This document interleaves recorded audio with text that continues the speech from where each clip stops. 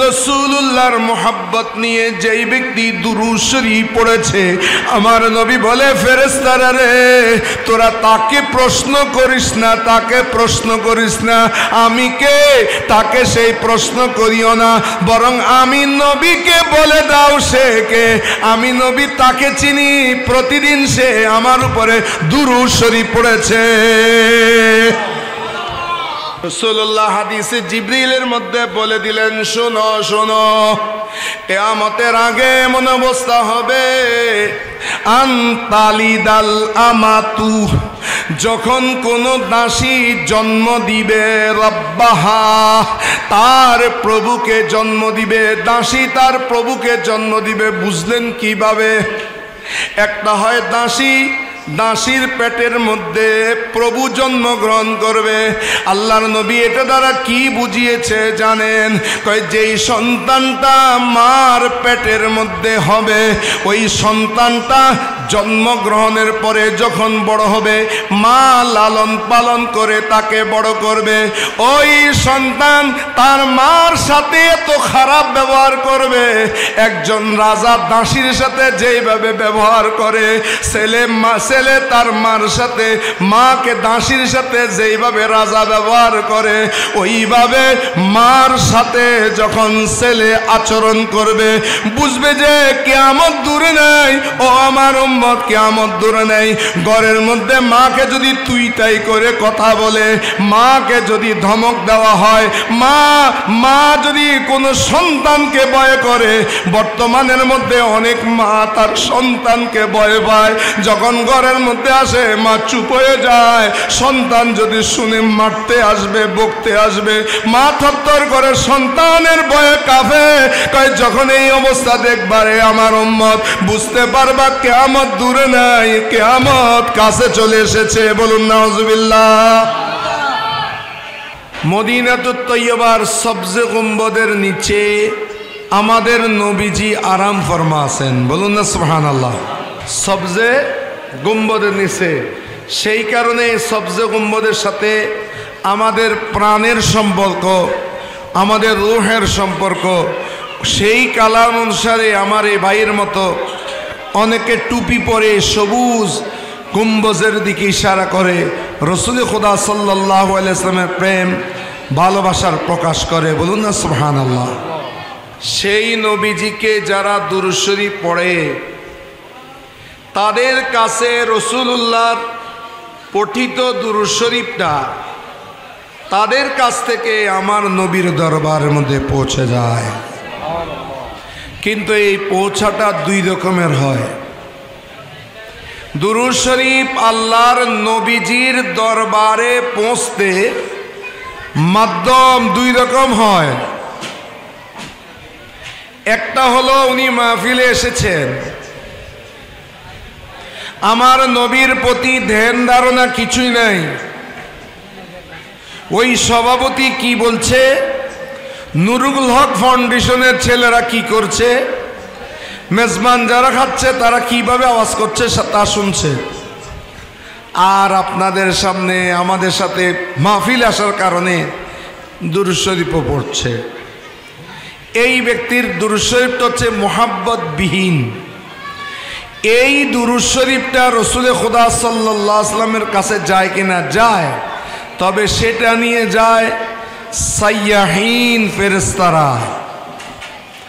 যাই ফেরেশতারা বলে, ইয়া রাসূলুল্লাহ, বাংলাদেশের চট্টগ্রাম ডিভিশনের উরকিচর অমুক গ্রাম থেকে অমুক মাহফিলে আব্দুল করিমের ছেলে আব্দুস সত্তার আপনাকে সালাম জানিয়েছে। বলুন না সুবহানাল্লাহ।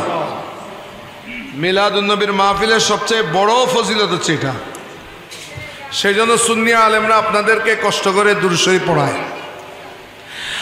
আর যদি কোনো বান্দা আমার নবীকে হাজের ও নাজের জেনে বিশুদ্ধ আকীদা নিয়ে, মুহাব্বত নিয়ে কে কি করছে সেই দিকে তার খেয়াল নেই, বরং তার খেয়াল হচ্ছে যে আমি রসুল খুদা সাল্লাল্লাহু আলাইহি ওয়াসাল্লামের দুরুদে পাক পড়ছি, আল্লাহর পরে যার স্থান, সেই মহান সত্তার আমি দুরূদ শরীফ পড়ছি, বা আদব হয়ে মদিনার দিকে অন্তরকে ঝুঁকিয়ে দিয়ে যখন সেই ব্যক্তি দুরূদ শরীফ পড়ে, বান্দা তুমি যতই দূর থাকো না কেন, আমার নবী বলেন সালাতু আহলি মুহাব্বতি আসমাউ বিউজনাইয়া, তখন কোনো মিডিয়া লাগে না, কোনো মাধ্যম লাগে না, কোনো ফেরেশতার দরকার হয় না।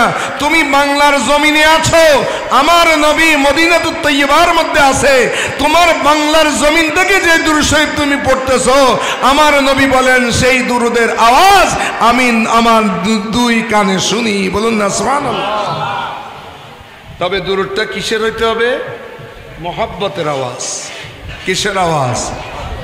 শুধু আমি শুনি না তা না, ওয়া আরিফুহুম, রাসূলুল্লাহর জ্ঞানের পরিধির কথা বলেছেন আমাকে।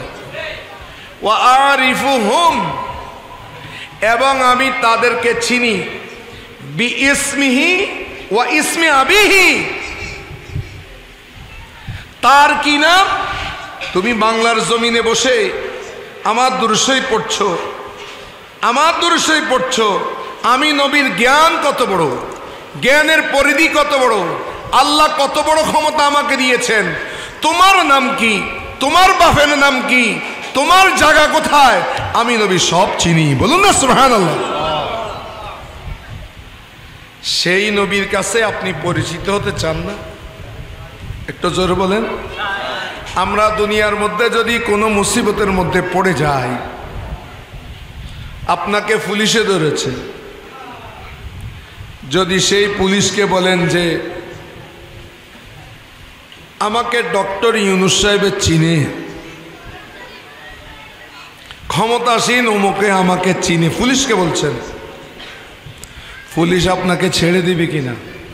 একটু জোরে বলেন। পুলিশ আপনাকে রেহাই করে দেবে যদি ডক্টর ইউনূস বলে যে আমি তাকে চিনি, ছেড়ে দাও। ঠিক আছে, আপনার দাবি তো মিথ্যে হতে পারে, কিন্তু মনে রাখবেন কিছু বান্দা আছে, তারা যখন কবরের মধ্যে থাকবে, কোথায়? আমরা কবরে যাব না? এখানে আমরা সবাই জন্ম যখন হয়েছে আমাদের ইন্তেকাল হবে, কিন্তু ইন্তেকাল এক একজনের এক এক রকম হবে। সকলের মৃত্যুর স্বাদ এক রকম হবে না। কারো জন্য মৃত্যুটা বড় কঠিন হবে, কারো জন্য মৃত্যুটা বড় আসান হবে। যেই সমস্ত ব্যক্তিরা মোহাব্বত নিয়ে দুরূদ শরীফ পড়বে, তার ইন্তেকালের সময় আমার নবী হাজির থাকবে। সেই ব্যক্তির জন্য তার ইন্তেকাল হওয়াটা আসান হয়ে যাবে। কবরে যখন আমাদেরকে রাখা হবে, আচ্ছা একটা কথা বলেন তো, সাধারণ মুসলমান, আল্লাহর ওলি না, ওলিদের পজিশন উপরে, সাধারণ যে মুসলমান আছে, ওরা কি কবরে দেওয়ার পরে কি মারা যায়, মরা অবস্থা থাকে? একটু জোরে বলেন। হ্যাঁ, এই মাসালা মনে রাখবেন। আমি যদি মারা যাই, আমার ডেড বডি যদি আপনার সামনে রাখে, তখন ডেড বডিকে আপনারা সালাম দেন? এই পর্যন্ত লাশকে কেউ সালাম দিয়েছে? আসসালামু আলাইকুম, লাশ দেখে আসে কেউ লাশকে সালাম দিছে? লাশকে দেন। কিন্তু আপনারা কবরে সালাম দেন না, তো লাশকে তো সালাম দেয় না, কবরে কেন দিলেন? কবরে কেন দিলেন? এক প্রশ্ন। বুখারী শরীফের মধ্যে আছে, মনে রাখবেন, কোন সাধারণ মুসলমানকে যখন দাফন করা হয়, সাধারণ মুসলমানকে যখন দাফন করা হয়, দাফন করার পরে আত্মীয় স্বজন তাকে কবরে রেখে যে চলে যায়, সেই কবরবাসী ইয়াসমাউ কারা নিআলিহিম, তার আত্মীয় স্বজন তাকে কবরে রেখে কবর থেকে চলে যাচ্ছে, সে কবরের নিচে, সে কয়েক হাত মাটির নিচে যাকে দাফন করে এসেছেন, আমার নবী বলেন তোমরা জানো না, আমি নবীর জ্ঞান আছে, আমি জানি আল্লাহ আমাকে জানিয়েছেন যে ওই কবরবাসী তোমাদের স্যান্ডেলের আওয়াজ পর্যন্ত শুনে। একটু জোর বল না সুবহানাল্লাহ। কে শুনে? কবরবাসী। সেই জন্য কবরস্থানের পাশ দিয়ে যেতে আদবের সাথে যেতে হয়। এটা হলো সাধারণ মুসলমানের কথা। তা কোনো মুসলমানকে যদি এমনি আমাদেরকে জিন্দা অবস্থায় যদি 2 হাত মাটির নিচে দিয়ে উপরে মাটি দিয়ে দেয় আমরা শুনবো না, কিন্তু মরা মানুষ শুনে কেমনে? এখান থেকে প্রমাণিত হয়ে গেল মানুষ জীবিত অবস্থায় যা শুনে, যদি সে সত্যিকার মুসলমান হয়ে থাকে, মুমিন হয়ে থাকে, ইন্তেকালের পরে আল্লাহ তার শ্রবণ শক্তি আরো বাড়িয়ে দেয়। একটু জোর বলো না সুবহানাল্লাহ। এটা আমি বলতেছি সাধারণ মুসলমান, আল্লাহর ওলিদের কথা এখনো বলিনি। ওদের মাকাম আরো উপরে। তো রসুলে খোদা যাদেরকে সালাম দেন আপনারা, সালাম আমরা কাদেরকে দিই? একটু জোর বলেন। আমাদের মানুষ মরে না, এখন সাধারণ মুসলমান মরে না, ওলিরাও মরে না, তা আমার নবী কি মরে গেছে? কিন্তু আমাদের অনেক ভাইয়ের আকীদা হলো রাসূলুল্লাহ নাউযুবিল্লাহ ইন্তেকাল করে উনি তার কবরে মাটির সাথে মিশে গিয়েছে। আপনাদের থেকে ভাল লাগতেছে? একটু জোরে বলুন না নাউযুবিল্লাহ। এখন ওই কবরের মধ্যে যখন আপনি যাবেন, কবরের মধ্যে প্রশ্ন করে কিনা? হ্যাঁ, মরা মানুষের কাছে কেউ প্রশ্ন করে? মরা মানুষের কাছে, লাশের কাছে প্রশ্ন করে কেউ? লাশের কাছে কেউ প্রশ্ন করে, কিন্তু কবরে দেওয়ার পরে প্রশ্ন, তখন তাকে 3টা প্রশ্ন করা হবে। কয়টা? 3টার মধ্যে 2টি হলো নর্মাল প্রশ্ন। 1 নম্বর প্রশ্ন যেটা দিয়ে আসল প্রশ্ন করা হবে সেটা করা হবে লাস্টে। প্রথম প্রশ্ন, মান রব্বুকা, तेरा रब कौन है? तो रब আল্লাহ, এটা ইহুদি নাসারা সবাই বলবে আল্লাহ। রবকে, ইহুদি রবকে আল্লাহ, रब अल्लाह। वमा दीनुका, तेरा धर्म क्या है? खूब ख्याल करबेन, तेरा धर्म क्या है, তোমার ধর্ম কি? এরপরে তার কবরের মধ্যে সে যদি মুমিন হয় তখন তার কবরের মধ্যে স্বয়ং রাসূলুল্লাহ সাল্লাল্লাহু আলাইহি সাল্লাম হাজির হবেন। একটা জোরে বলুন না। এখন হাদিস শরীফের ইবারত, রাসূলুল্লাহকে দেখিয়ে বলবেন, মা কুনতা তাকুলু ফি হক্কি হাদা রাজুল, মা কুনতা তাকুলু। আমাদের অনেক ভাইরা তারা বলেন আমার নবী ছবি আনবে। ছবি আরবি তো ভাই রাজুল নয়। রাজুলুন শব্দের অর্থ তো যার বডি আছে, যার রু আছে। শরীর এবং রু নিয়ে যেই পুরুষটা দাঁড়ানো থাকে তাকে বলে রাজুল। আর ছবি আরবি হচ্ছে তসবির ওয়া মাসিল। তসবির মাসিল নয়, বরং প্রশ্ন করবে মা কুনতা তাকুলু ফি হকে হাজা। যখন হাজা বলেছে এই মানে রাসূল থাকবে নিকটে। সুবহানাল্লাহ বলেন না। রাসূলুল্লাহ কোথায়? একটু জোরে বলেন। রাসূল কোথায়? নিকটে। এই ব্যক্তি সম্বন্ধে তুমি কি কি বলতে? বলেন কি প্রশ্ন কি হবে? মা কুনতা তাকুলু, তুমি কি কি বলতে ফি হক্কি হাদা রাজুল, এই ব্যক্তি প্রসঙ্গে তুমি কি কি বলতে? আমাদের দেশের অনেক ভাইরা বলে নবী নূর ছিল মাটি ইন কবর, বুঝে নেব না? কে বলছে আপনাকে জিজ্ঞেস করবে না? আপনি কি জানেন ইমানের মেন মানদণ্ড হচ্ছে রাসূলুল্লাহ?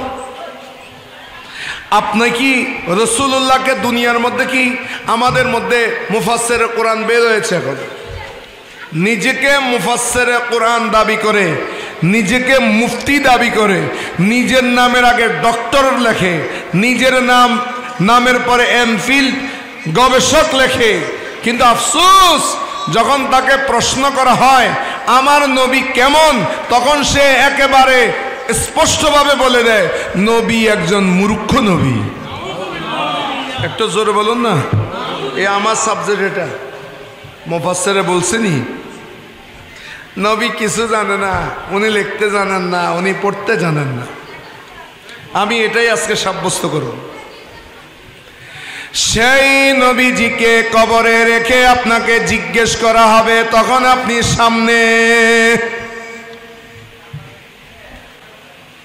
আপনাকে জিজ্ঞেস করবে ফেরেশতারা, মা কুনতা তাকুলু ফি হক্কি হাযার রাজুলি মুহাম্মাদিন সাল্লাল্লাহু আলাইহি ওয়াসাল্লাম, এই ব্যক্তি মহান ব্যক্তি যার নাম মুহাম্মদ সাল্লাল্লাহু আলাইহি ওয়াসাল্লাম, তার প্রসঙ্গে তুমি কি কি বলতে।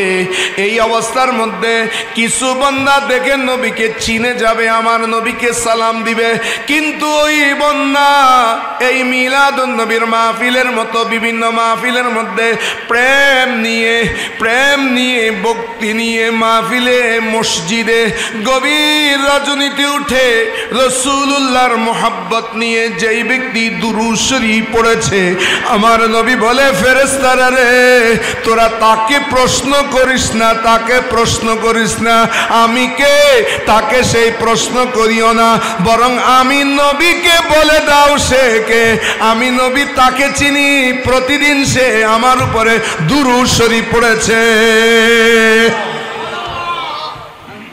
কেউ কারো ব্যাপারে যদি আমার নবীজি এই সার্টিফাই করে, আমার নবী যদি এই সনদ দিয়ে দেয়, ওই ব্যক্তি তো শুধু জান্নাতে নয়, জান্নাতের আলা তাবকার মধ্যে আল্লাহ তাকে স্থান করে দিবে। বলুন না সুবহানাল্লাহ।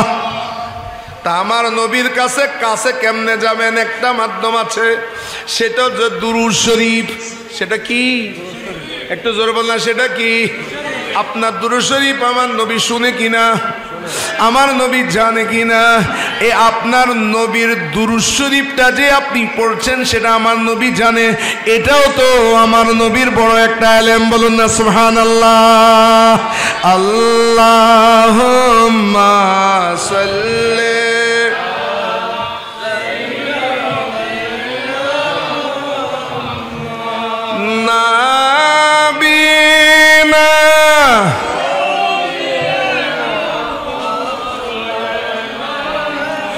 محمد اللهم صل على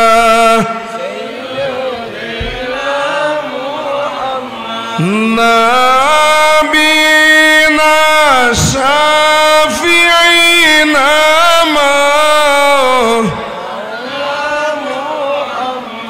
আরে দাফন করে সময় যখনই চলে আসবেন বাড়িতে, দাফনের শেষে সবাই যখন চলে আসবেন বাড়িতে, আরে দয়াল নবী দেখিতে যাবে গুনাহগারের কবরে। আল্লাহুম্মা সাল্লি আলা মাদিনা বিনা।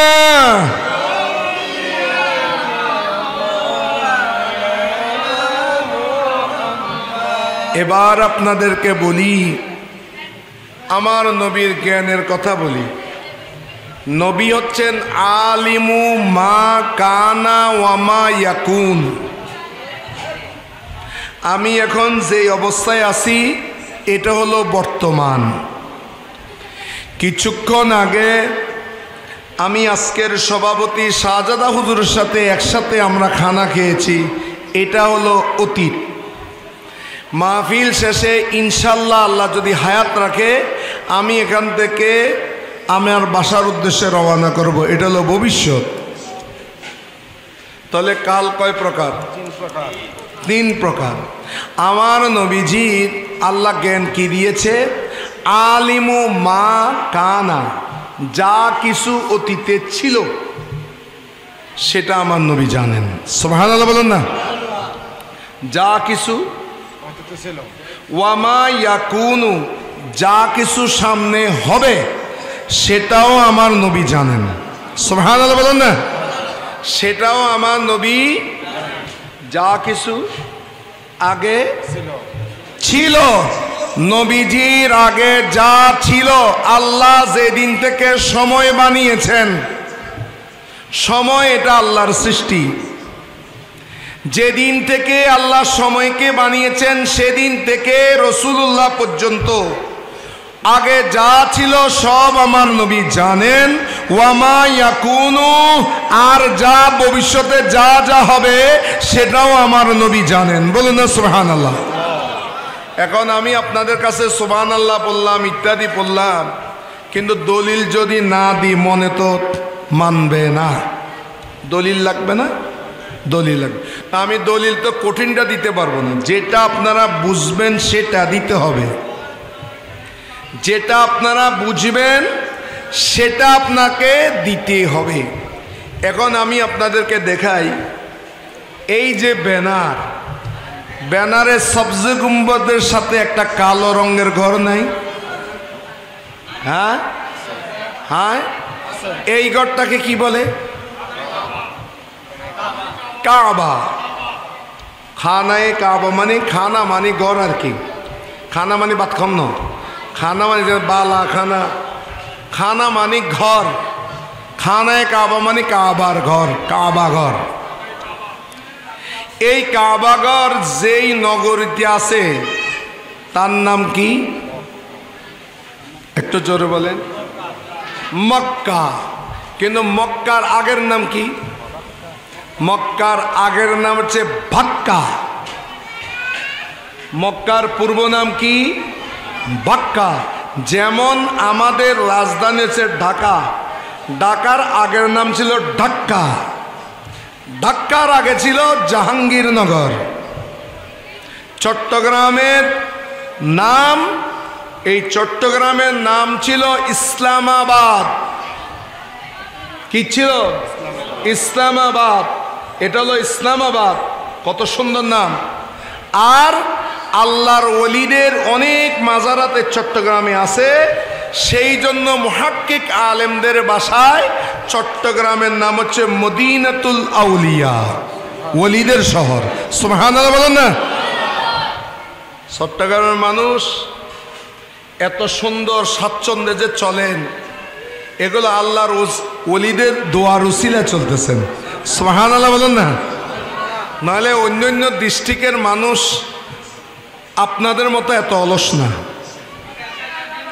চট্টগ্রামের মানুষ যে পরিমাণের অলস, অন্য ডিস্ট্রিক্টের মানুষ অনেক পরিশ্রমী। এত পরিশ্রম চট্টগ্রামের মানুষ সহ্য করতে পারবে না। আপনি বন্দরে গেলে, আপনি কাস্টমস, বন্দর, বিভিন্ন ফ্যাক্টরি, সেখানের মধ্যে যান, দেখবেন যে যারা কঠোর পরিশ্রম করে সবগুলোই হচ্ছে অধিকাংশ আউট অফ চিটাগং।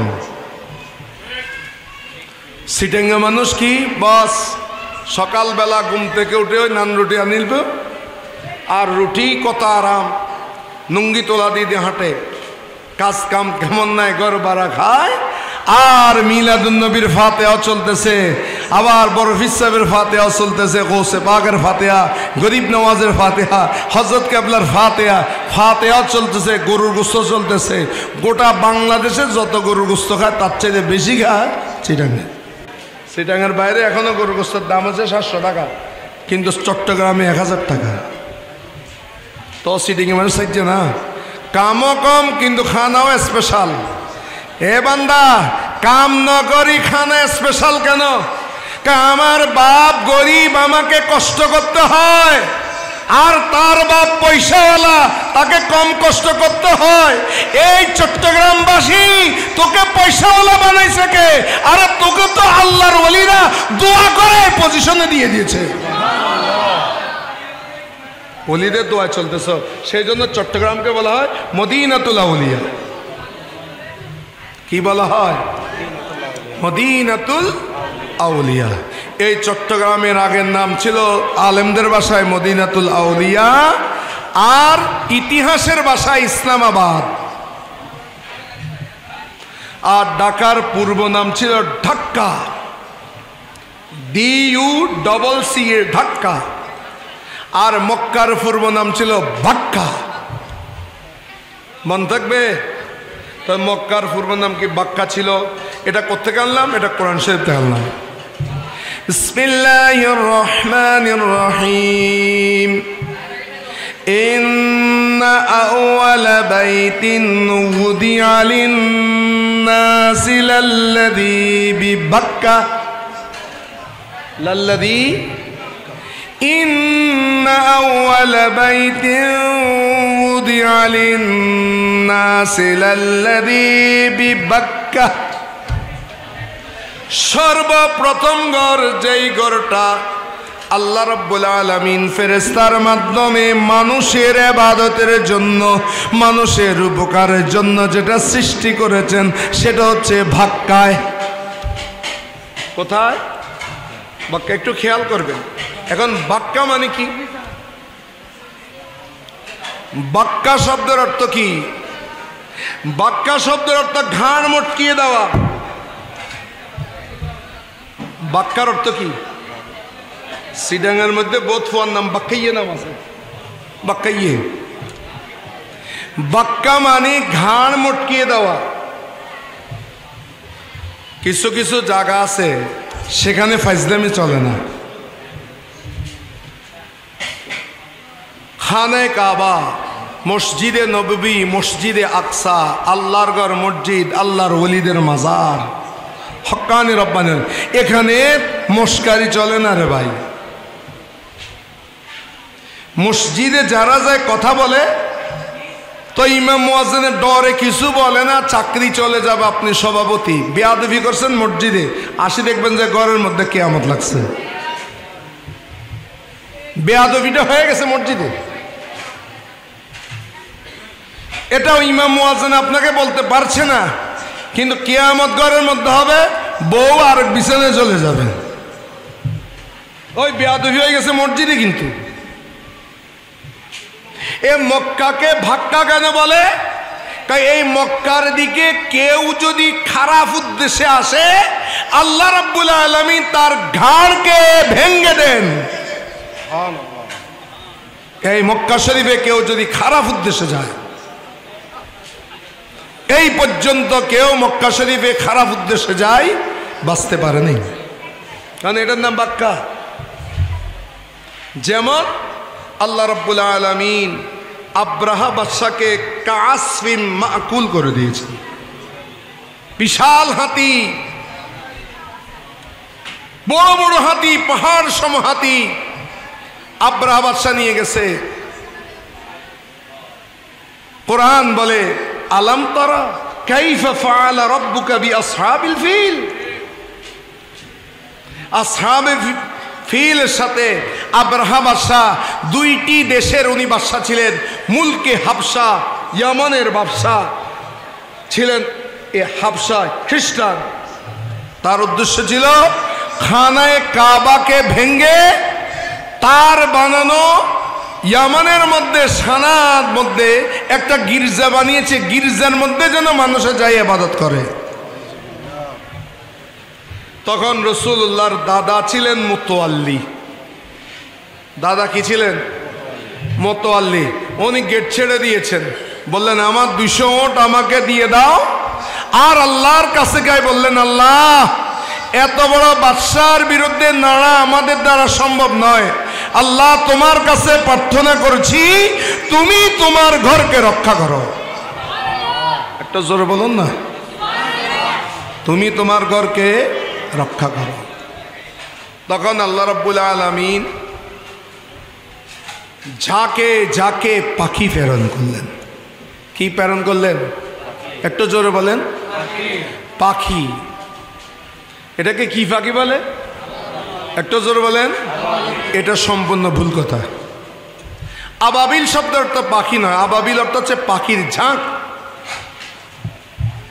আগে আমরা গ্রামে গঞ্জে, এখানে আপনাদের এখানে থাকবে যেহেতু হালদা নদী আছে, একসাথে টিয়ার পাল, বকের পাল, কি সুন্দর মনে হয় যে আল্লাহর সুসজ্জিত সেনাবাহিনী, কি সুন্দর এগুলো আকাশের মধ্যে। এই পাখির ঝাঁকটাকে আরবিতে বলে আবাবিল। এটা পাখির নাম নয়।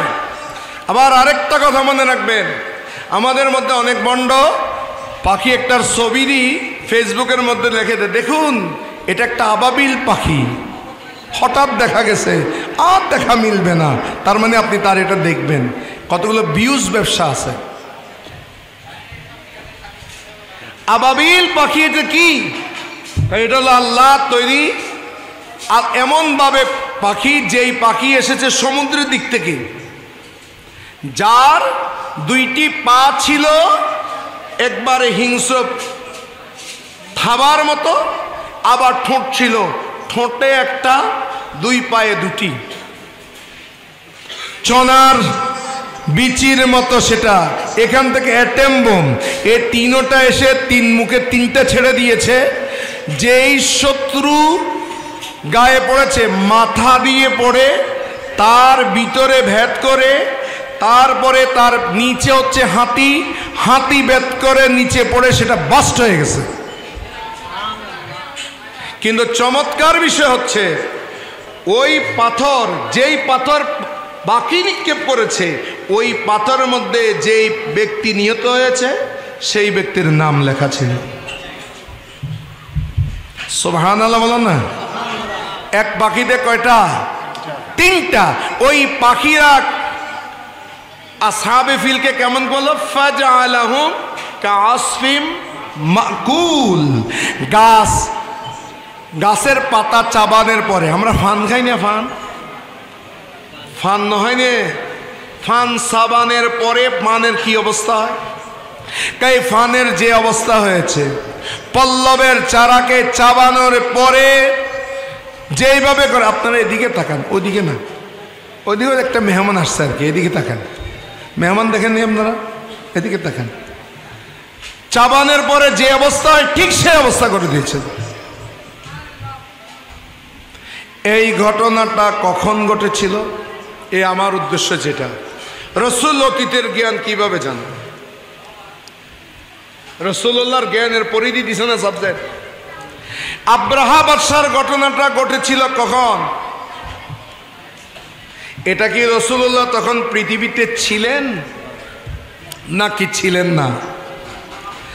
আব্রাহা বাদশাহ ঘটনার মনে রাখবেন 50 দিন পরে আমার নবীজি দুনিয়াতে তশরিফ আনেন। আব্রাহা বাদশার ঘটনার 50 দিন পরে রসুল্লাহ পৃথিবীতে তশরিফ আনেন। তাহলে এটা মিলাদুন নবী সাল্লাল্লাহু আলাইহি ওয়াসাল্লামের 50 দিন আগের ঘটনা। আমার নবীজি কত সালে এসেছেন? 500। আমাদের বিভিন্ন ভাইয়েরা ওনারা কেন মিলাদুন নবী দেখেন? আরে বেটা, আমাদের দেশের মুদি দোকানে পর্যন্ত মিলাদুন নবীর দলিল আছে, চাইলে পাবি, ডকুমেন্ট চাইলে মুদি দোকানেও পাওয়া যায়, মোহাব্বত থাকলে। তিব্বত 570, তিব্বত কোম্পানি, এটা মুসলমানের পাকিস্তান কোম্পানি, কোহিনুর কেমিক্যাল। এখন কি আমি জানি না,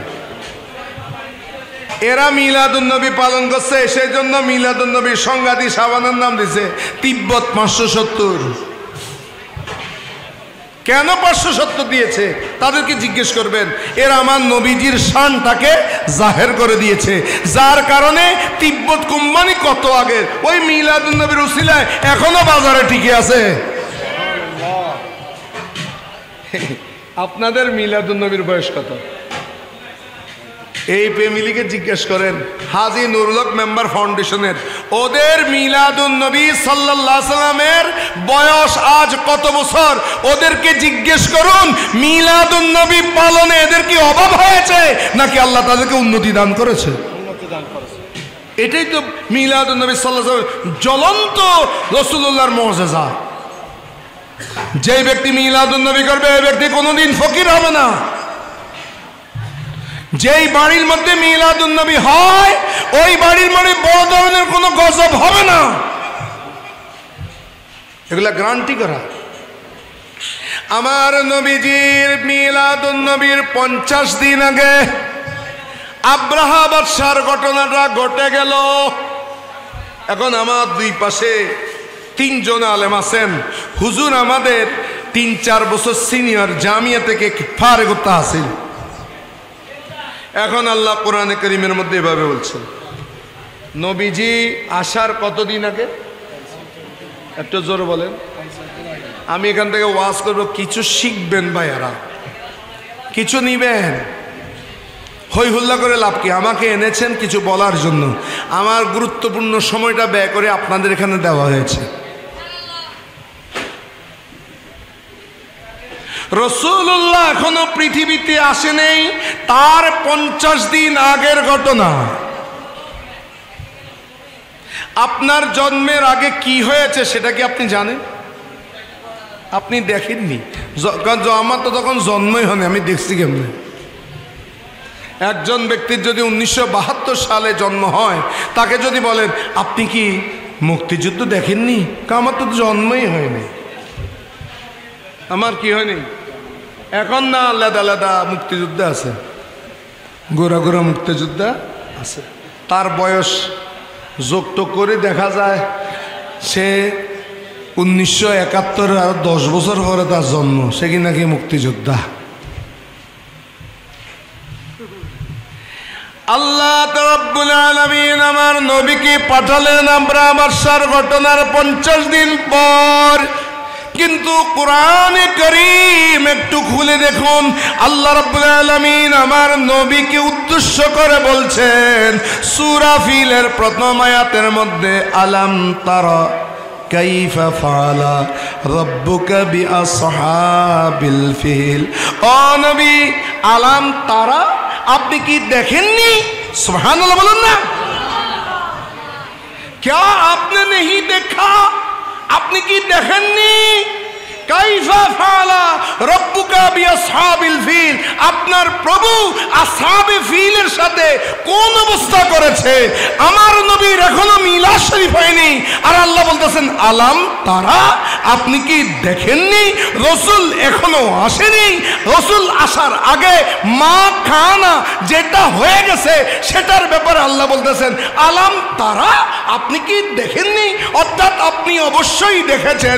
নবীজি আপনি আসেন নাই ঠিকই, কিন্তু আপনি আসার আগেও আমার যত ঘটনা হয়েছে, মুসা কি করেছে, ইব্রাহিম কি করেছে, ঈসা কি করেছে, আদমের কি অবস্থা হয়েছে, সব কিছু আপনি নবীকে সেই জ্ঞান আমি আল্লাহ আপনাকে দান করেছি।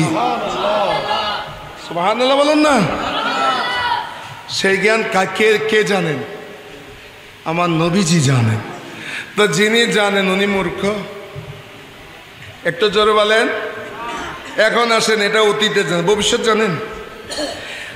১৫০০ বছর আগে আমার নবীজি বলেছেন, এই পর্যন্ত কিয়ামতের যত নিদর্শন দিয়েছেন আমার নবীজি, যত নিদর্শন বর্ণনা করেছেন কিয়ামতের, একটা নিদর্শন ভুল হয়েছে। তো ভবিষ্যতে কি হবেন সেটা আমার নবী জানলেন কিভাবে? তখন তো নবীর জন্য এটা ছিল ভবিষ্যৎ। রাসূলুল্লাহ বলেন, শোনো, কিয়ামতের কতগুলো নিদর্শন হবে, তার মধ্যে অন্যতম নিদর্শন কোনটা জানো? আন তালিদাল আমাতু রাব্বাহা। রাসূলুল্লাহ হাদিসে জিবরিলের মধ্যে বলে দিলেন, শোনো শোনো, কিয়ামতের আগে এমন অবস্থা হবে, আন তালিদাল আমাতু, যখন কোনো দাসী জন্ম দিবে রব্বাহা, তার প্রভুকে জন্ম দিবে, দাসী তার প্রভুকে জন্ম দিবে। বুঝলেন কিভাবে? একটা হয় দাসী, দাসীর পেটের মধ্যে প্রভু জন্মগ্রহণ করবে। আল্লাহর নবী এটা দ্বারা কি বুঝিয়েছে জানেন?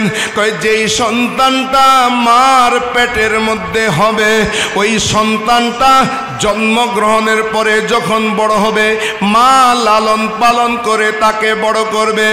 ওই সন্তান তার মার সাথে এত খারাপ ব্যবহার করবে, একজন রাজা দাসীর সাথে যেইভাবে ব্যবহার করে, ছেলে তার মার সাথে, মাকে দাসীর সাথে যেইভাবে রাজা ব্যবহার করে, ওইভাবে মার সাথে যখন ছেলে আচরণ করবে, বুঝবে যে কিয়ামত দূরে নাই। ও আমার উম্মত, কিয়ামত দূরে নাই। ঘরের মধ্যে মাকে যদি তুই তাই করে কথা বলে, মাকে যদি ধমক দেওয়া হয়, মা যদি কোনো সন্তানকে ভয় করে, বর্তমানের মধ্যে অনেক মা তার সন্তানকে ভয় পায়। যখন ঘরের মধ্যে আসে, মা চুপ হয়ে যায়। সন্তান যদি শুনে মারতে আসবে, বকতে আসবে, মা থরথর করে সন্তানের ভয়ে কাঁপে। তাই যখন এই অবস্থা দেখবারে আমার উম্মত, বুঝতে পারবা কিয়ামত দূরে নাই, কিয়ামত কাছে চলে এসেছে। বলুন নাউজুবিল্লাহ। ফোয়ার বোর্ড ডরে, মা বাপে হাঁফে। বুঝবা যে কিয়ামত কাছিয়েছে। এরপরে আমার নবী বলে, শহরে, বন্দরে, ঘরে ঘরে তুমি দেখবা ওয়ায়াকসুরু জিনা, যখন জেনা ব্যভিচার বেড়ে যাবে। নবী বলে দিয়েছেন জেনা ব্যভিচার বেড়ে যাবে। ঘরে ঘরে এখন জেনা চলছে, কেউ প্রকাশ করছে, কেউ করছে না। অধিকাংশ পাড়ার মধ্যে জেনা ব্যভিচার, মানুষ পরকীয়া প্রেমটাকে কোনো গুনাই মনে করছে না। একজনের স্ত্রীর সাথে ফোনে আলাপ করা, এটাকে গুনাই মনে করছে না মানুষ। সময় নাকি পাস করে তারা। একজন পরনারীর সাথে একজন পুরুষে কথা বলা, পুরুষ পরনারীর সাথে কথা বলা, এটা গুনাই মনে করছে না। পরবর্তী রেজাল্ট হলো তারা জেনার মধ্যে লিপ্ত হয়ে যাচ্ছে। বলুন না নাউজুবিল্লাহ। ওয়াকিল্লুল ইলমু, ইলম কমে যাবে, যোগ্য আলেম থাকবে না, জুব্বা আলেম বাইর হবে, জুব্বা আলেম বাইর হবে, কিন্তু যোগ্য আলেম থাকবে না। আলেমের জবানের মধ্যে আমার রসুলের বিরোধিতার কথা আসবে, আলেমে মিথ্যা কথা বলবে। বলুন নাউজুবিল্লাহ। এক মোল্লা বলতেছে 16 বছর ধরে ঢাকা ইউনিভার্সিটির অমুক হলের মধ্যে নাকি কোনো আজানে হয়নি, এবার ডাকসু নির্বাচনের মধ্যে নাকি আজান হয়েছে। এটার জন্য ঢাকা ইউনিভার্সিটির ছেলেরা এটা প্রতিবাদ জানিয়েছে। মানুষ মিথ্যা বলে, এত বড় মিথ্যা কেমনে বলে? আমি যদি এখানে আসি বলি যদি যে আপনাদের এই বাইতুন নূর শাহী জামে মসজিদে 16 বছর পর্যন্ত কোনো মিলাদ কিয়াম হয়নি, এটা সত্য না মিথ্যা? আজান হয়নি, এভাবে বলতেছে মানুষকে উত্তেজিত করার জন্য। আরেকজন মোল্লা আছে 1990, সবকিছু 1990। এগুলার কারণ কি? এলেম চলে গেছে। গাজী দ্বীন মিল্লাতের মতো আলেম আর নাই। হযরত আহমদুল্লাহ মেজবান্ডারি রহমাতুল্লাহর মতো আলেম আর নাই। যোগ্য আলেমরা চলে গেছে। কাজী আমিনুল ইসলাম হাশিমি রহমতুল্লাহর মতো বড় আলেম নাই। আবেদ শাহ মুজাদ্দিদি রহমতুল্লাহর মতো বড় আলেম নাই। আলেমরা গিয়েছে, মূর্খ কতগুলো আলেম চেয়ারের মধ্যে বসে গিয়েছে। চেয়ার এর তো বড় বড় বানায় পিছনে লেহে দিয়ে অমুক দরবার শরীফ। এটার বাপের লগে কোনো বংশীয় কোনো সিলসিলাও নাই, কিচ্ছু নেই, লেহে দিয়ে দেখি দরবার শরীফ। তো সেই অবস্থার মধ্যে মানুষগুলো তো শরীয়তের মাসালা জানবে। মানুষ তো মোল্লা চিনে না এখন, মানুষ চিনে এখন ভাইরাল বক্তা। কি বক্তা? ভাইরাল বক্তা মানি যারা ওয়াজ করার আগে মেকআপ করে, নামাজের সময় যারা পাগড়ি লাগায় না, 200 টাকা দিয়ে পাগড়ি ঘাম দিয়ে লাগায় বসাই দেয় ওয়াজের আগে। নামাজের সময় পাগড়ি নেই, ওই ওয়াজের সময় কি 200 টাকা পাগড়ি জামিয়ার সামনে বেসে বাঁধি বুঁদি লাখে ওই ঘাম দি কি দি, হ্যাঁ কি সুন্দর অন্যরা দেবেন পট করে বয় লেখকে বুটবাট। তখন মানুষ তার কাছে ফতোয়া তালাশ করে, ফাস্তাফতাউ, তখন লোকেরা তার কাছে ফতোয়া তালাশ করে, ফাফতাউ বিগাইরি ইলমিন, সে তো বলতে পারে আইন জানিয়েন হইন পারেন ন জানলে তো স্যার বৈশিস গাইন হইব দিলে মিশা দাও একখান ফতোয়া দিবে, ওই ফতোয়ার মধ্যে মোল্লাও গুমরা হয়ে যাবে আর জাতিও গুমরা হয়ে যাবে। বলুন নাউজুবিল্লাহ। এখন গুমরায় যে দেখবেন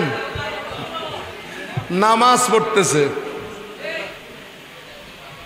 এলে কিছু আছে না নাই? তো এইটা অত্যন্ত শিখে হতো, এটার মা বাপ তো এটা শিখেনি, এটারে শিখেছে কলেজের প্রফেসরে, কোনো আলেম এটা শিখেনি। এটা কমই হোক যাই হোক, কমির অন্তত এটা শিখাবে না, সুন্নিরা তো নই। তাহলে শিখছে কত? ও ডক্টর ফক্টর থেকে। আমাকে এক ভাই আসি বললেন, উনি আমার কাছে বড় ব্যবসায়ী, জাকাতের হিসাবটা আমাকে দেখান। তিনি এক প্রসঙ্গে আমাকে বললেন যে হুজুর আমি প্রত্যেক বছর, উনি আমার জাকাতের হিসাবটা দেখানোর পরে আমাকেও কিছু বকশিস দেন, আমি জাকাতটা নিরেটভাবে করে দিই, তারপর ওনার গ্রাম অঞ্চলে গরিব দুঃখীদেরকে উনি নিজ হাতে জাকাত দেন। আমি জাকাত বলার সিস্টেম বলে দিই, আমি তো গরিব যেন আপনার ঘরে না আসে, আপনি গরিবের ঘরে যাবেন, এটা হলো জাকাতের সিস্টেম। তো উনি এক পর্যায়ে আমাকে বলছেন, হুজুর আমি প্রত্যেক বছর আমার আব্বা আম্মার মেজবানি করি, কিন্তু এই বছর করব না। ঘটনা কি এবছর করবেন না কেন?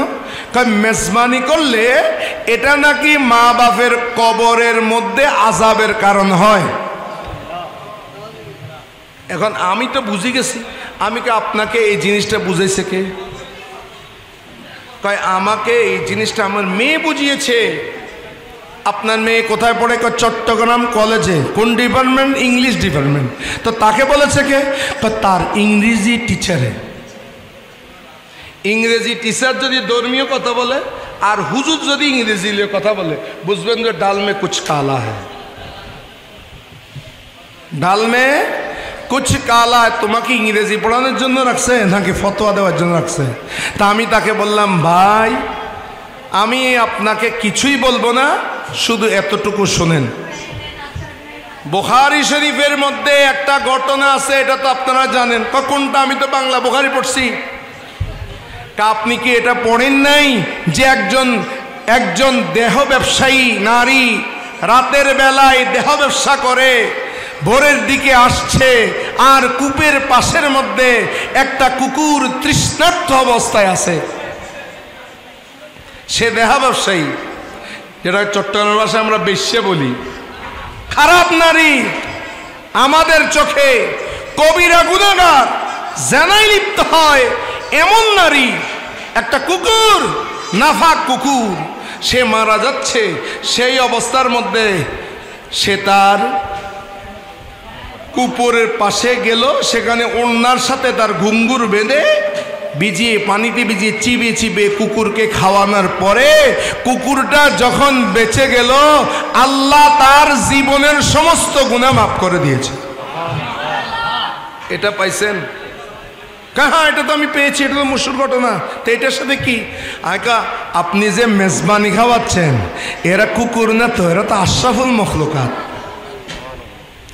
আপনি যে মেজবানি খাওয়াচ্ছেন আজ হাজী নুরুল হক মেম্বার ফাউন্ডেশন, এখানে মিলাদুন নবীর নামে যে মেজবানি হচ্ছে, এতগুলো মানুষ, আল্লাহওয়ালা মানুষ, এরা যে এখান থেকে খানা খাচ্ছে, এরা প্রত্যেকটা লোকমায় লোকমায় আল্লাহর দরবারে দোয়া করছে। আপনি হাত তুলে দোয়া করার দরকার নাই, নাই, রোজ এটা দোয়া করছে, ওই দোয়ার উসিলায় তাদের মুরব্বীদের কবর আযাব মাফ হয়ে যাবে। হুজুর তওবা তওবা, আমি বুঝতে পারিনি, আমার সেই মেজবান আমি চালিয়ে রাখবো।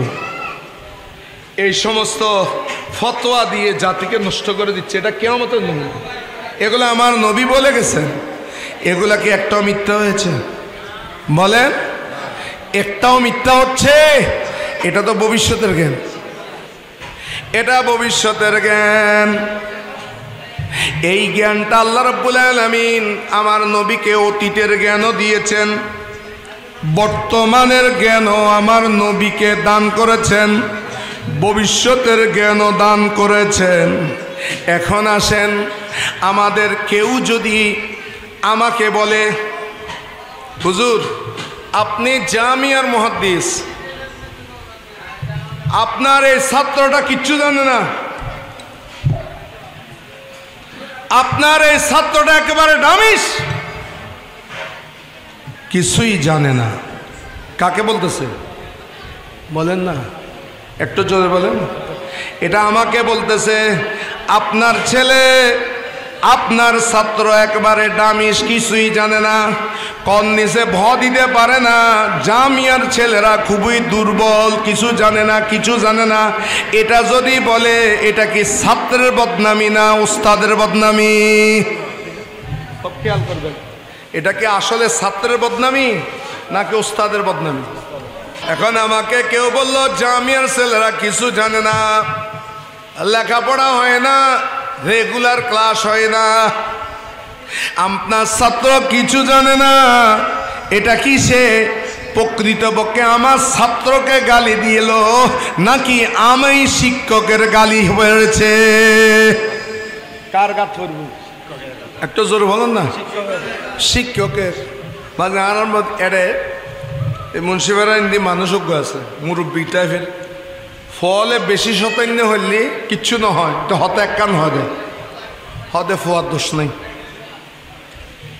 কি হদে ফলে মসজিদের মধ্যে শতান্য করেনি, এটা আস্তে করে হতে এক কান হইব, দুই না হয়, হতে ফোয়ার দোষ নাই, এর ধরে চলে যায়। মানে এটা কি বুঝাইতে হয়? হ্যাঁ, হদে ফোয়ার দোষ নাই, এর দূর হয়ে দে। ইয়ার ফরজ যদি শতান্য হদে, তো হদে জ্বালাইয়ের মধ্যে বেশ কমই গিয়ে বুঝি কি বুঝছে, কি বলতে চাচ্ছে বুঝে নিবেন। এবার শুনেন, জামিয়া আহমদিয়া সুন্নিয়া ছাত্রের বদনাম করলে যদি আমরা শিক্ষক হয়ে আমাদের লজ্জা লাগে, আমাদের অপমান হয়ে যায়। এখন যারা আমার নবীকে মূর্খ নবী বলে, যারা আমার নবীকে বলে নাউজুবিল্লাহ, লিখতে জানে না, পড়তে জানে না, এখন আমি তাদের কাছে প্রশ্ন করি, ভাইয়েরা আমার নবী লিখতে জানে না, পড়তে জানে না, আমি এখন আপনার কাছে প্রশ্ন করি, আমার নবীর উস্তাদকে, নবীজির উস্তাদকে? আল্লাহ। হ্যাঁ,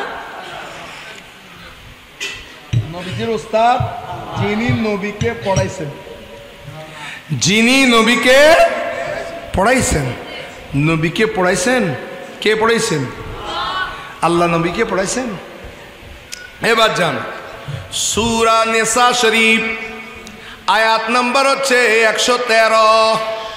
আমাদের অনেক ভাইয়ের একটা বেফাস মন্তব্য করেন, সুন্নিরা নাত পড়তে পড়তে শেষ করে দেয় ওয়াজ, কতগুলো কিচ্ছা কাহিনী বলে, কোনো ডকুমেন্ট নেই, কোরআন শরীফের আয়াত নেই। আমি এই পর্যন্ত কোরআন হাদিসের বাইরে কথা বলিনি। গালসারা কথা সবসময় বলবেন না, সুন্নিরা বলবেন না, কতিপয় বক্তা বলবেন। এখনো পর্যন্ত দিন ধর্মের সঠিক সমাধানটা আহলে সুন্নাত ওয়াল জামাতের আলেমরাই দিয়ে যাচ্ছে। সুবহানাল্লাহ বলেন না? আপনারা তো এখন দেখতেছেন আল্লাহ বুঝার সুযোগ করে দিয়েছে। 17 বছর আগে হুজুরের ফতোয়া একরকম, 17 বছর পরে হুজুরের ফতোয়া এখন আরেক রকম। এটা তো আল্লাহ সিনে আর একটা সুযোগ করে দিয়েছে। এটা আল্লাহ বড় একটা রহমত যে আল্লাহ আমাদেরকে মুনাফিক সিনার তৌফিক দিয়েছে। ঠিক না বেটে? আমার আল্লাহ বলেন কোরআনে, ওয়া আল্লামাকা, সুবহানাল্লাহ বলেন না, আল্লামা ইউআল্লিমু তালিমান, শিখানা শিখানা, আল্লামাকা, আল্লামাকা, ওই খোদা ওগো নবী আপনাকে শিক্ষা দিয়েছেন, বলুন না সুবহানাল্লাহ। তাহলে আমার নবীর মুআল্লিম হচ্ছে আল্লাহ, আর আমার নবী হচ্ছে ছাত্র। এখন দুনিয়ার কোনো মুফাসসির যদি বলে ওই ছাত্র মুহাম্মদ কিছু জানে না, লিখতে পড়তে জানে না, উনি একজন মূর্খ নবী ছিল, নাউজুবিল্লাহ নাউজুবিল্লাহ, এটা কি আমার নবীর বদনামি হবে না স্বয়ং খোদার বদনামি হয়ে যাবে? বলুন নাউজুবিল্লাহ। আল্লাহ বলে আমি শিখেছি, তো শিখানোর পরে নবীর উম্মত বলতেছে যে নবী জানে না, তাহলে খোদা শিখাইতে জানে নাই? নাউজুবিল্লাহ বলুন না। এলে কেমন মুসলমান? নাউজুবিল্লাহ হন না জোরে, এরকম বলতেছে না। কে বলতেছে? ওই ব্যক্তি যারা মাহফিল করলে নাকি 20 কোটি মুসলমান হয়। বাংলাদেশের লেদা ফোয়া, গুঁড়ো ফোয়া, মেডিকেলের মধ্যে শুইতে কেঁদে, অজ্ঞর ঠ্যাং মাথার দিয়ে, অজ্ঞর মাথার নিচের দিকে, এইভাবে রুগীওয়ালা, আতুরওয়ালা, প্রতিবন্ধী সব মিলি বাংলাদেশের মধ্যে জনসংখ্যা হচ্ছে 17 কোটি, আর উজুরের মাহফিলের মধ্যে যোগ দিয়ে দেয় 20 কোটি। মিথ্যা কথা বলার একটা লিমিটেশন তো আছে। এরা বলে আসি আমার নবী মূর্খ নবী, একটু জোর বলেন না নাউজুবিল্লাহ। নবী যদি মূর্খ হয়, নবীকে শিখিয়েছে কে? একটু জোর, কে শিখিয়েছে? আল্লাহ। তো বদনাম কি নবীর হলো না আল্লাহর হয়ে গেল? এ ব্যক্তির ইমান থাকবে? ওয়া আল্লামাকা, আমি আপনাকে শিক্ষা দিয়েছি, মা লাম তাকুন তালাম, ও নবী আপনি যা যা জানতেন না সব কিছু, সব কিছু, এলমে জাহের, এলমে বাতেন, আকাশের এলেম, জমিনের এলেম, ফাতালের এলেম, যত প্রকার আছে, অতীতের এলেম, ভবিষ্যতের এলেম, বর্তমানের এলেম, নারী পুরুষের ভিতরের গোপন জিনিসের এলেম, ভ্রূণতত্ত্ব পর্যন্ত যত প্রকার এলেম আছে, সব এলেম আমি আল্লাহ আপনি নবীকে জানিয়ে দিয়েছি। হাদিস কাকে বলে? নবীজির কথা, নবীজির কর্ম, নবীজির সমর্থন, এটাকে বলে হাদিস। তা আমি কি বলি? আমি মুহাদ্দিস। তা আমি মুহাদ্দিস হয়েছে কি? নবীর কথা পড়ি পড়ি আমি মুহাদ্দিস হয়েছি। এখন আমি মুহাদ্দিস হওয়ার পরে বলতেছি নবী জানে না, আমি জানি। বেয়াদবির একটা সীমা আছে তো। শোনেন দুনিয়ার মানুষ, আমরা পড়ি, পড়ার পরে কিছু ভুলে যাই। আমার আল্লাহ আমার নবীকে বলেন সানুকরিউকা, সানুকরিউকা, আমি আল্লাহ আপনাকে এমনভাবে পড়াবো, সানুকরিউকা, আমি আল্লাহ এমনভাবে আপনাকে পড়াবো, ফালা তানসা, দুনিয়ার ছাত্র ভুলে যায় ও নবী যেহেতু আমি আল্লাহ আপনাকে পড়াবো, আপনি কখনো ভুলবেন না। কথা বুঝে আসছে? আর যত জ্ঞান আছে সব জ্ঞান কিসের মধ্যে আছে? কোরআনে। কিসের মধ্যে? এখন আমার নবীকে কোরআনকে শিক্ষা দিয়েছেন, তাও বলতেছেন আল্লাহ আর রহমান আল্লামাল কোরআন, আই আল্লামা হাবিবাহুল কোরআন।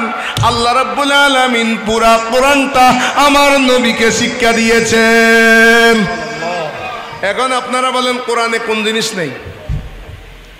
তাহলে সকল জিনিস যদি কোরআনে থাকে, তাহলে সকল জিনিসের জ্ঞান আল্লাহ আমার নবীকে দান করেছেন। সুবহানাল্লাহ বলুন না। অতএব সেই নবী সম্বন্ধে কথা বলার সময় আদবের দিকে খেয়াল রাখবেন। আমি যা পেয়েছি, মুফাসসির মুফাসসিরদের জ্ঞান পেয়েছে, তাফসীরের জ্ঞান পেয়েছে আমার নবী থেকে, মুহাদ্দিস তার হাদিসের জ্ঞান পেয়েছে আমার নবী থেকে, হযরতে সিদ্দিক আকবর তার সাদাকাত মিলছে আমার নবী থেকে, হযরত ওমর বিন খাত্তাব তার আদালত মিলেছে আমার নবী থেকে। হযরতে ওসমান তার সাখাওয়াত মিলেছে আমার নবী থেকে। হযরতে মাওলা আলী শেরে খোদার সুজাত মিলেছে আমার নবী থেকে। আর যে যা পেয়েছে সব আমার নবীর কাছ থেকে পেয়েছে। বলুন না সুবহানাল্লাহ। সেই মহান আল্লাহ রাব্বুল আলামিন জ্ঞানের বিশাল আকর হিসাবে, জ্ঞানের মূল ভিত্তি হিসাবে, কেন্দ্রবিন্দু হিসাবে আমার নবীকে এত বড় জ্ঞানী করে দিয়েছেন। বলুন না সুবহানাল্লাহ। আল্লামা শরফুদ্দীন বুসরি বলেছেন, ফাকান নবিয়িনা ফি খালকিন ওয়া ফি খুলুকিন ওয়া লাম ইউদানুহু ফি ইলমি ওয়ালা কারামি। তোমরা প্রত্যেকে নবীরা পর্যন্ত, ওয়া লাম ইউদানুহু, নবীরা পর্যন্ত আমার নবীর এলেমের কাছে কাছে যেতে পারে নাই। বরাবর তো দূরের কথা, নবীরা পর্যন্ত আমার নবীজির এলেমের কাছেও যেতে পারে নেই। সেই মহান জ্ঞানী, সেই মহান জ্ঞানী আল্লাহর পরে, আল্লাহর পরে, আল্লাহর পরে সবচাইতে বড় জ্ঞানী হচ্ছে নবী মুহাম্মদুর রাসূলুল্লাহ সাল্লাল্লাহু আলাইহি ওয়াসাল্লাম। সেই জন্যই আল্লামা শেখ সাদি বলেছেন, বাদাজ খুদা, বাদাজ খুদা বুজুর্গ তুই কিস্সায়ে মুখতাসার। আল্লাহর পরে আপনি হচ্ছেন সবচাইতে মর্যাদাবান সত্তা। এটাই হচ্ছে সংক্ষিপ্ত কিচ্ছা। ওয়াখিরে দাওয়ানা আনিল হামদুলিল্লাহি রাব্বিল আলামিন। আসসালামু আলাইকুম ওয়া রাহমাতুল্লাহি ওয়া বারাকাতুহু।